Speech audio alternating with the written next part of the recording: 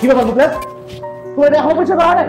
এই তো বস হয়ে গেছে, আর 10 মিনিটের মধ্যে সব শেষ হয়ে যাবে। পুরো 10 মিনিট না, 5 মিনিটের মধ্যে এটা ক্লিয়ার করবা। 2203 নম্বর রুমে যাবা, সেখানে গিয়ে এক জাপানি মহিলা বমি করে বিছানার চাদর রুম নষ্ট করে ফেলেছে, সেটা পরিষ্কার করবা। সরি, কি বলেন বস?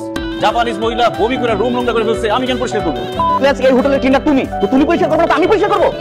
জি না বস, আমি যেহেতু ক্লিনার, আমি তো পরিষ্কার করবো, তাই না? সেটা বারবার মনে করাই দিতে হয় কেন? শোনো, 2203 নম্বর রুম পরিষ্কার করার পরে 2117 নম্বর রুমে যাবা, সেখানে এক তামিল বাচ্চা পটি করে বিছানার চাদর নষ্ট করে ফেলেছে, সেটা পরিষ্কার করবা। তো তামিল বাচ্চা পটি করে বিছানা নোংরা করে ফেলছে, আমারে বলেন কেন? তার মারে বলেন গু পরিষ্কার করতে। আরে বাবা, বাচ্চার মা তো বাচ্চাকে নিয়ে সকালে চেক আউট করছে, তো এখন ওই বাচ্চার পটি তোমাকে পরিষ্কার করতে হবে। অসম্ভব বস, আরেকজনের বাচ্চার গু আমি কেন পরিষ্কার করবো? আমি এটা পারবো না। কি বলো তুমি? মুখে মুখে কথা বলো না। তুমি এই হোটেলের ক্লিনার, তুমি পরিষ্কার করবে না তো কে পরিষ্কার করবে? যদি সেটা পরিষ্কার করতে না পারো তাহলে তুমি আজকে বাংলাদেশে চলে যাবা, তোমাকে এখানে মেয়ে রাখবো না।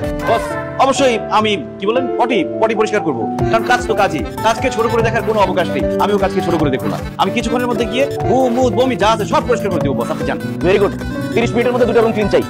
হ্যাঁ, 1035 নম্বর রুমে বেস্টটা থাকবে। ওরে আল্লাহ রে আল্লাহ, বাংলাদেশে থাকতে ভাতটা পর্যন্ত উঠায় খাই নাই, আর এখানে এসে মানুষের বমি এগুলো পরিষ্কার করা লাগতেছে। দেশে যে আমি পানের ব্যবসা করতাম ওটাই ভালো ছিল, কেন যে মালয়েশিয়া